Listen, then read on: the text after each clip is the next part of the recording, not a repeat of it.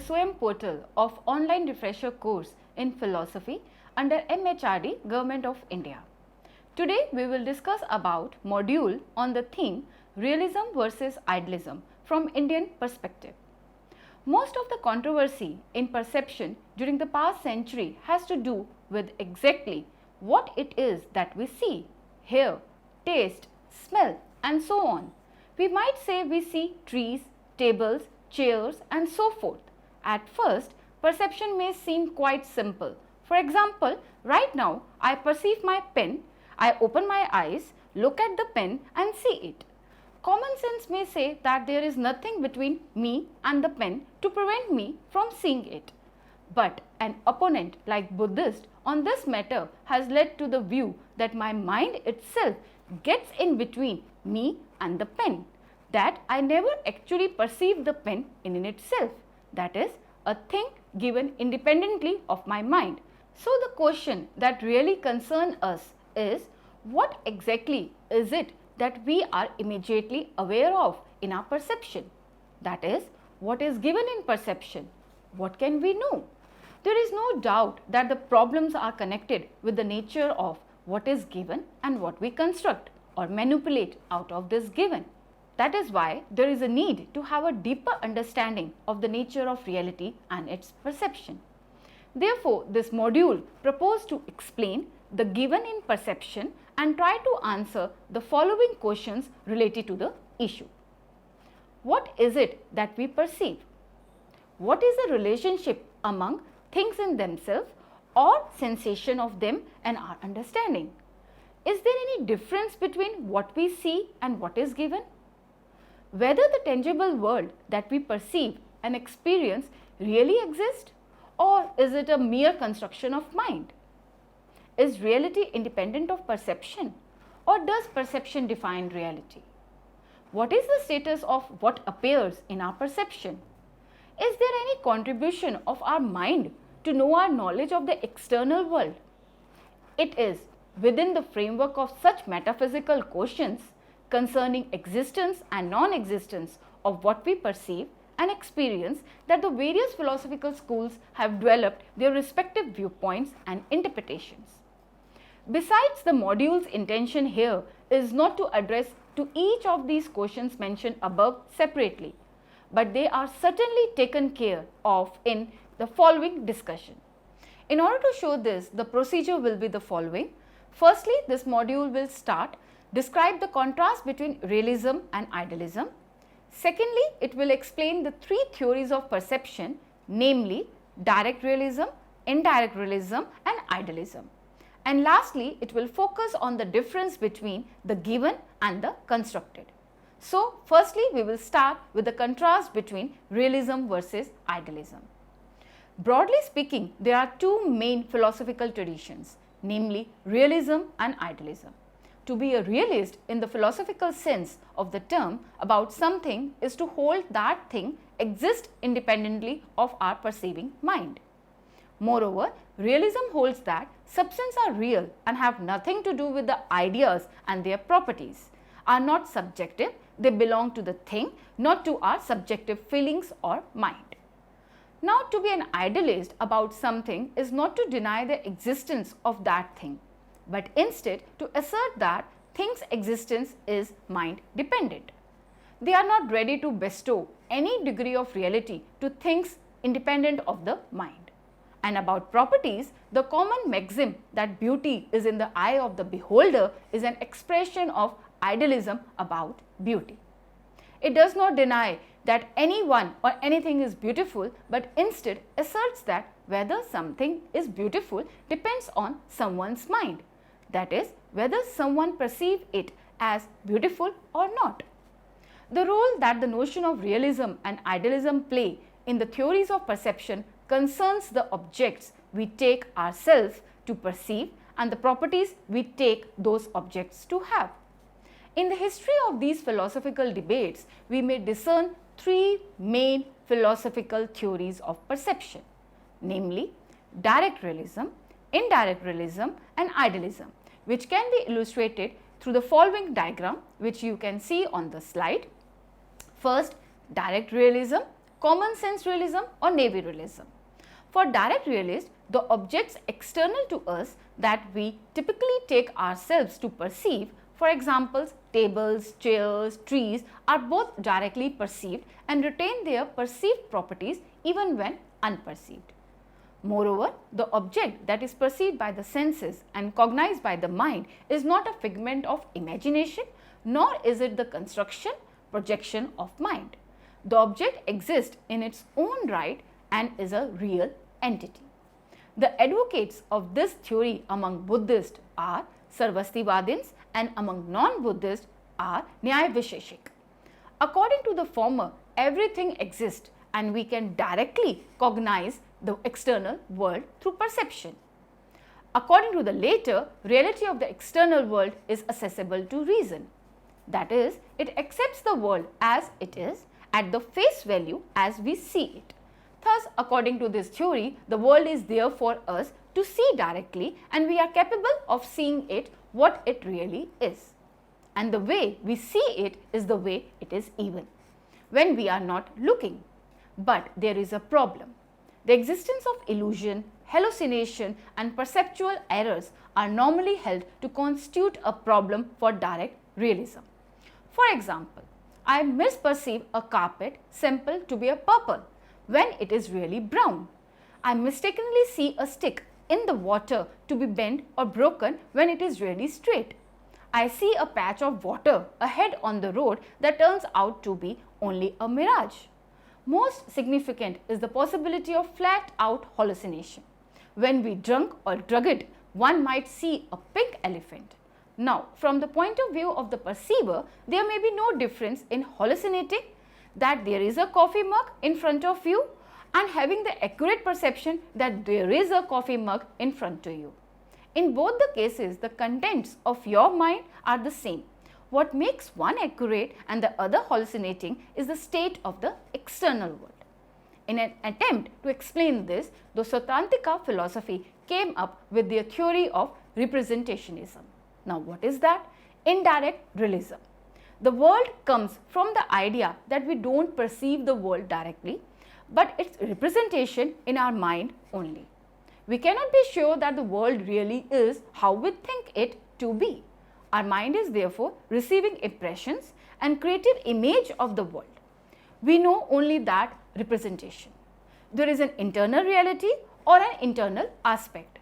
That is the mind, the subtle aspect of matter, and it is out of harmony with the external reality because it gets attached.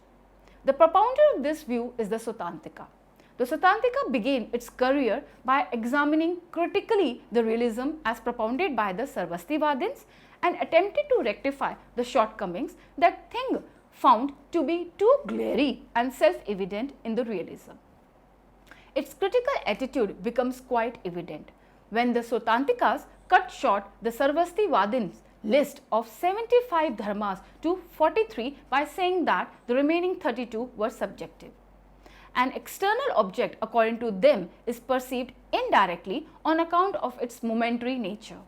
An object that is momentary can never be reached during the moment it is being perceived. The object ceases to be the moment perception of the object occurs. That is a time lag argument. The assertion concerning the perception of the object as being direct would imply that the object persists at least for two moments. That is, when the object becomes the cause or stimulus for perception and when it actually is perceived.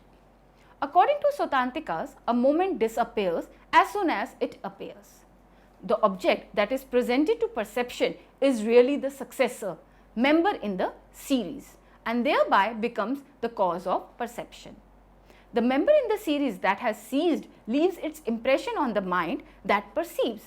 It is from this impression or idea that the prior existence of the corresponding member in the series is inferred. This means that what is cognized in perception exists actually, but the perception of the object does not take place at the time of its actual existing. This view is known as the theory of representation of idea. Further, regarding the problem of illusion, hallucination and perceptual error, which constitutes a serious problem for direct realism, indirect realists reply as follows. Whenever we perceive something, we are in some mental state, a state of awareness. We are aware of the something. If we are aware of nothing, then we would be unaware of unconscious. But we are not unaware or unconscious. So, whenever we perceive something, say a blue mug, whatever state we are in could be replicated under conditions in the mug is not blue or there is no mug at all. The external object is unnecessary for us to be that state. The mug may have ceased to exist prior to the onset of that state as per the time lag argument, or never existed at all as per the hallucination argument. Thus, what we are aware of is whatever it is that is necessary for us to be in that mental state. The external object is unnecessary. The internal state is necessary. Thus, what we are aware of is a state of internal to us, a state of our own mind. The only way in which we are aware of things external to our mind is indirectly. But there is a weakness in the Sutantrika arguments. Inference from blue form to blue object is unjustifiable, as it is a jump from known to unknowable, from empirical to non-empirical. That is, the way direct theorists can explain the perceptual error is largely the same way in which the indirect theorist does it. What the direct realist denies is that what one is aware of, in either case, hallucination and accurate perception, is necessarily the representation itself. Thus, this paved the way for subjective idealism of the Yogacarya, Vigyanvad school. Now, what is that? Idealism, the major school of Buddhist thought to appear, was the school of idealism known as Vigyanvad or Yogacarya. One of the most illustrious personalities who are credited with having systematized the teaching of this school is Vasubandhu. His monumental work, the Vigyapti Matra Siddhi, consisting of two parts, the Vimsatika, which is devoted to a refutation of the realistic theories, and the Tristimpika, where the tenets of the idealistic school are clearly set out. In these two parts, he argues that one can never have direct awareness of external objects, but can be aware only of images within consciousness. However, the crucial point to be noted is that Yogacarya's idealistic position has been described differently by different philosophers, like David J. Kolupana, who describes its position as metaphysical idealist. C.D. Sharma describes it as absolute idealist, Sherbatsky as spiritual monism, T.R.B. Murthy as idealism par excellence, J.N. Sinha as subjective idealist, H.S. Prasad as scripturalist idealist, and Den Lusthaus says Yogacarya at times resembles epistemological idealism. Now, in order to bring to limelight the Yogacarya's idealistic position, we have to study in detail the chief tenets, key concepts of his idealism, namely Vigyapti Matata Sohopalamaniam, externality, subject-object dichotomy, Triswabhavata. The problem confronting us, according to Yogacarya, is the claim that we habitually and insensibly misinterpret our own experience due to lack of insight into the conditions of experience. That is, we mistake our own interpretation, projections of the world for the world itself. Those interpretations which are projections of our desires and anxieties become obstructions, preventing us from seeing what is actually the case. That is, we do not at all apprehend the object in the manner it is in itself, because there exist disparities between the way things appears and the way they are. And it is the school of Yogacarya which invite us to erase the mirror that blocks our view through their chief tenets of idealism as follows. First, Vigyapti Matata. The doctrine of Vigyapti Matata teaches that there are no real self or real things. Everything phenomenal and noumenal, everything appearing as real and false is not separable from consciousness. But this does not mean that consciousness alone exists, but rather that all our efforts to get beyond ourselves are nothing but projections of our consciousness. It means to mistake one's projections for that onto which one is projecting. Moreover, Vigyapti Matata does not at all refer to the absolute reality or to the final mode of existence. On the contrary, the perception of Vigyapti Matata is presented only as the first step towards the realization of the unreality of graspable or grasper duality. So, Yogacharyans treat the term Vigyapti Matata as an epistemic caution, not an ontological pronouncement, because nothing cognized within the consciousness can be declared in and by consciousness to be otherwise than consciousness. Since by definition everything knowable through consciousness, nothing knowable can be declared to be real apart from consciousness. Now the second, Sahopalambaniam. A Vasubandhu introduces the positive argument of Sahopalambaniam, which supplies an epistemological refutation of realism by demonstrating that there is no external object apart from consciousness. Consciousness diversifies into indefinite modes. Transformation of consciousness, which owing to the presence of transcendental illusion are taken to be as external objects. Actually, what happened according to Vasubandhu is that the consciousness undergoes three stratifications. The first stratification is Alya Vigyan or store consciousness, the reciprocity of all vasanas, traces of past experience. It is the realm of potentiality. The second stratification of consciousness is Manas or thought consciousness. It is the transformation of these potentialities into actual thoughts. And the third stratification is Pravritti Vigyan or active consciousness, which manifests itself in the contents of various mental states and the alleged external objects. These stratifications of consciousness create the mistaken belief that there are objects such as trees, tables, etc. that exist independently of consciousness. But in reality, external objects are not something different from consciousness. They are mere concepts, representations of consciousness. So, both the so-called object and consciousness of object are identical, and this identity is inferred from simultaneously perception of them.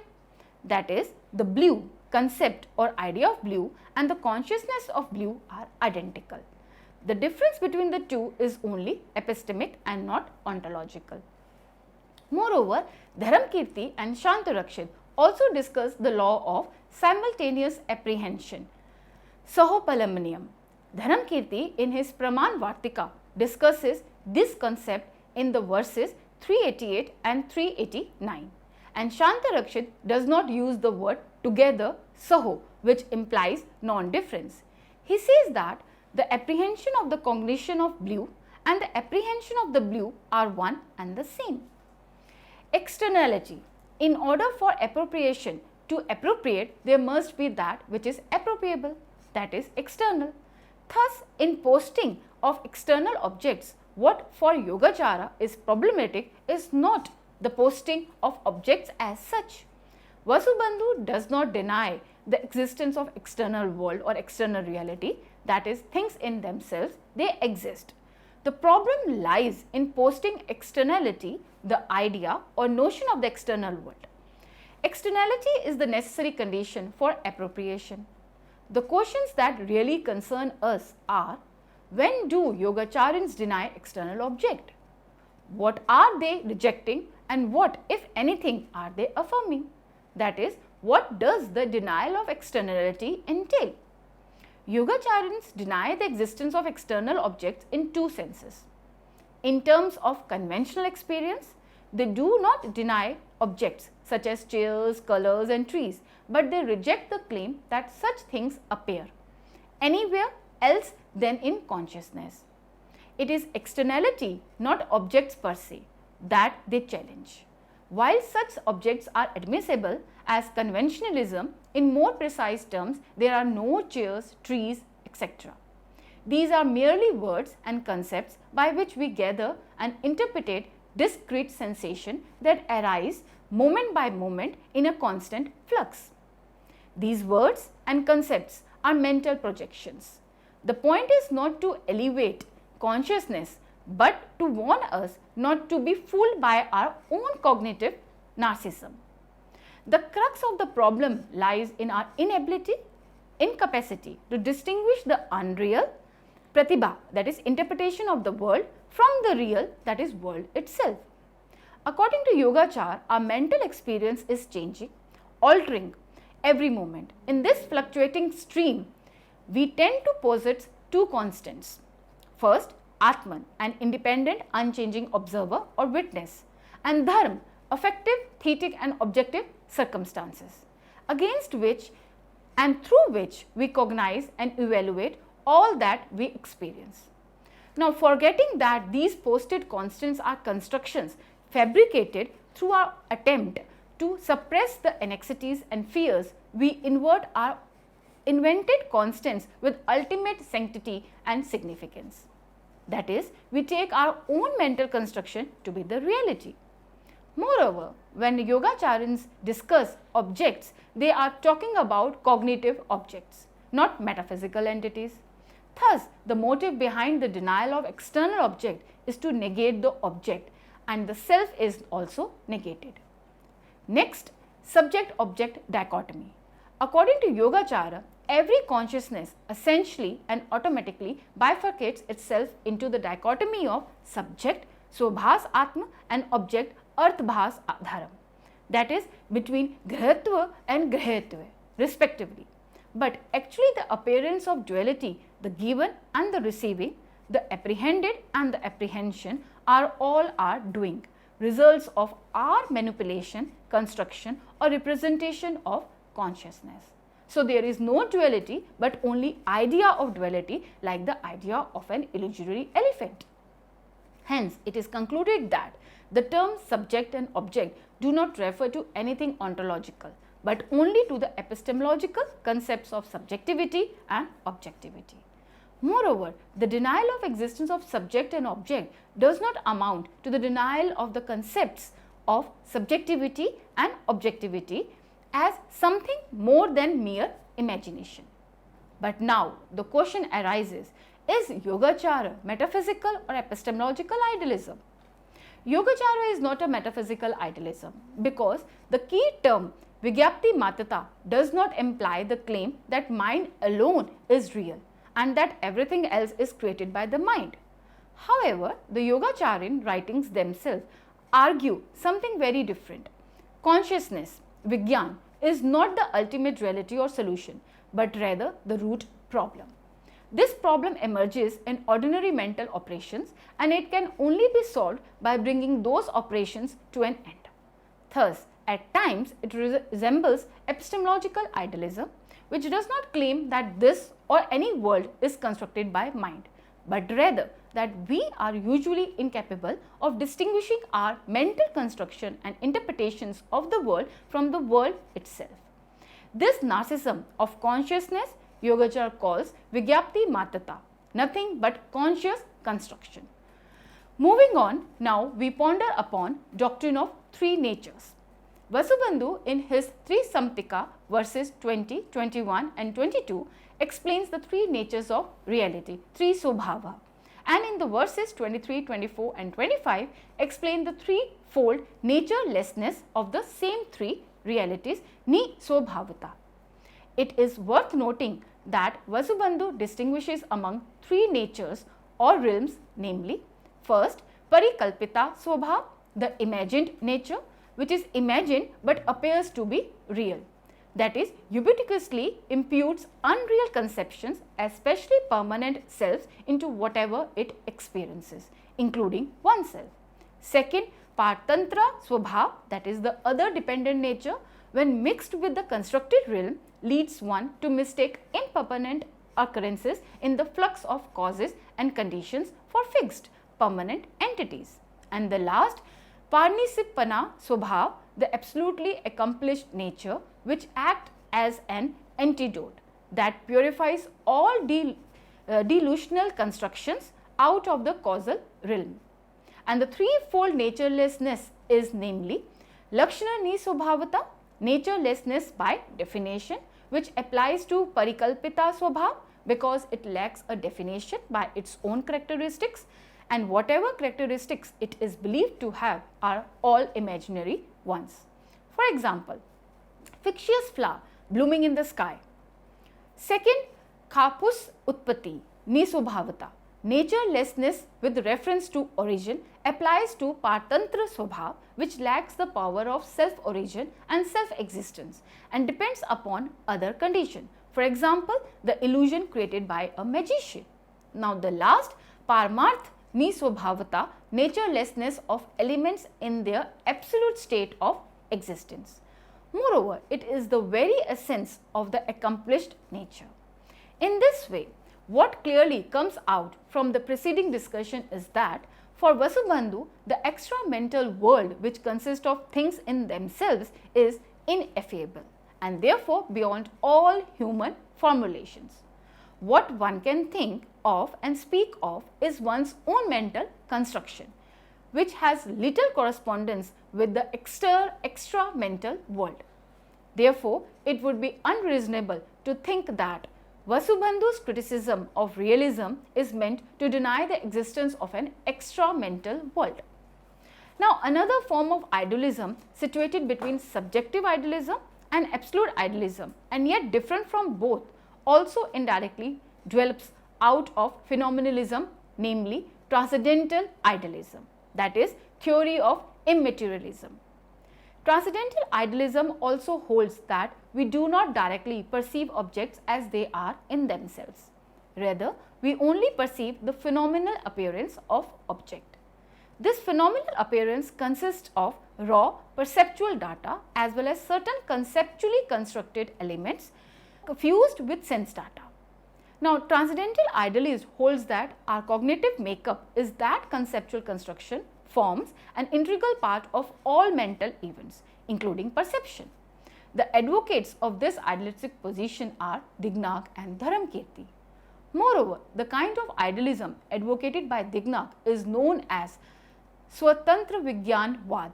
Besides, more than a bridge between the absolute idealism of Vasubandhu and the critical realism of Swatantrikas, Dignac's theory appears to us to be a fresh analysis of the epistemological problems, which ultimately led him to the acceptance of a theory of immaterialism rather than a theory of absolute idealism. Dignac propounded the theory of immaterialism in his short treatise, namely Alamban Pariksha, where he denied only the materiality of the object of perception and not its externality. Moreover, the point to be noted is that while Vasubandhu denied not only the substantial reality of matter but also the efficacy and even the possibility of mere sense experience, Dignac only denied the substantial reality of matter but not the efficacy or the possibility of sense experience. This difference in the treatment of sense perception is also reflected in their definition of perception. Thus, we may conclude that comparing the two texts, the Vigyapti Matrata Siddhi of Vasubandhu and the Alamban Pariksha of Dignac, we find that the former employs metaphysical arguments against the acceptance of a substantially real external world, while the later contains epistemological arguments against the knowability of the reality of matter.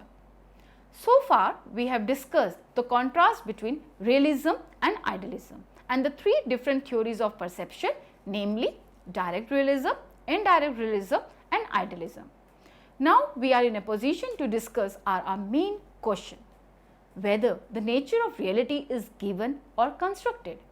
In order to answer this, firstly, I will explain the process of perception from Nyaya perspective and then a critique by the Buddhist which will help to establish a Buddhist view. As already explained above that the Nyayikas being utter realist advocate the theory of direct realism, accept three criteria of reality, namely objectivity, pramatya, knowability, jnanetva and nameability. In other words, whatever is real and existent should be knowable and nameable. Therefore, the world is real because it can be known and it can be verbalized. With this background in brief, we can diametrically sketch the whole process of perception from Nyaya perspective, which you can see on the slide. In the process of perception, according to the Nyayikas, first the Atman, that is self, comes in contact with the Manas, that is mind, then the Manas with the Indriyas, that is sense organs, and then finally Indriyas come in contact with the earth, that is the object, which is technically known as Sanikarsha. Furthermore, all these factors are given to us in the process of perception, and they are called samagri, collection of factors. Although among these factors some are cognitive like Indriyas and Artha, and some are non-cognitive like Atman and Manas, but they all are padarthas and have ontological existence.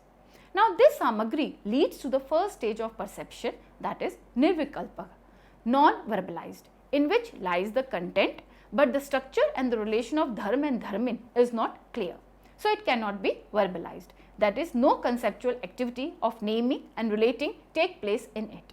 This leads to the second stage of perception, that is savikalpa, where the structure and relation between dhar and dharmin is clear, which is the minimum requirement for naming something according to Nyaya. For example, when we see a pot, then the minimum structure of ghatatva and ghata and the relation of samavay must get reflected in the cognition for the utterance, that is naming of the word pot. Finally, in this stage, we are in a position to verbalize, and the process of perception terminates here. Now, before venturing to explain the process of perception from Buddhist perspective and to delineate the pros and cons of the aforesaid view, it is essential to bring to limelight the difference between what is given and what is constructed. According to Buddhists, we can never directly know the external world. It is possible for us to have experience even in the absence of external stimuli, because there exists a discrepancy between the nature of the object as perceived in our awareness and the nature of the external object as it is. According to Buddhists, reality is dynamic, functional, momentary, and in a continuous flux. Further, they believed in a two-tiered level of reality, namely ultimate Paramarthik Satta, the world of Swalakshan or events which are given in pure perception, and secondly empirical or Samvrti Satta, the world of Samanya Lakshan or continuance which are given by understanding. Moreover, we can never know the ultimate reality, thing in itself, because in reality what actually causes a sensation to arise is never that about which we have awareness. So there seems to be an unbridgeable gap between reality and appearance. All that is available to us is a bare sensation, and we cannot transcend our sensation and catch the reality. Actually, the following diagram, originally illustrated by Professor H.S. Prasad, which the module is paraphrasing here, can explain what actually happened. Now, according to Buddhist, reality O is constantly emanating data, and these data stimulates the cognizer senses see and get transformed and structured as an idea or image in the mind of the cognizer, which is only an appearance of the given object. That is, object is constructed and structured at the mental level, so subjective. But because of the inherent nature of intentionality, that is Vishwamukta, it is projected outside as an external object O1 in the diagram. So what is input to him is never known by him, that is step 1 in the diagram. He knows only what is output by his mind. The problem is that he does not know this output as output but as input as shown in the third step. He is totally unaware of the first original input and second steps and takes the third step as the first step. So we mistake our own interpretation, projections of the reality for the reality itself. This is because of our cognitive failure to see the difference, that is Bhed Agraha. We are not able to make the distinction between the two. Now, after knowing this fact, it would be quite appropriate at this juncture to explain the Buddhist process of perception again through the following diagram. For both Buddhist and Nyayikas, external object is atomic in nature, but for Buddhist, object is unified because of functional atoms, which are functionally holding each other and not because of unifying principle of whole, as believed by Nyayikas. Further, it is only the patch of color, not the whole that is grasped by our sense organs, say I, because I is capable of receiving the data in that form only. It is in the stage 1 of pure perception, that is nirvikalpa, indeterminate perception, which is free from verbalization. Then this past is the content or vishay for the activity of the mind. It is only in the stage 2 of process of perception, that is savikalpa, determinate perception, when the mind starts functioning, structuring, and the concept is formed. Thought and language are concerned with the later stage and not with the former. From the preceding discussion, it is evident that we habitually and incessantly misinterpret our own experience due to lack of insight into the conditions of experience. Moreover, realist gives explanation at the ontological level, whereas according to Buddhist, there is no need of externality or ontological commitment. Even without it, we can have explanation. The Buddhists are not interested in disproving or proving as to what reality is or not, as much they are disclosing that reality per se is not amenable to linguistic discourse or conceptualization.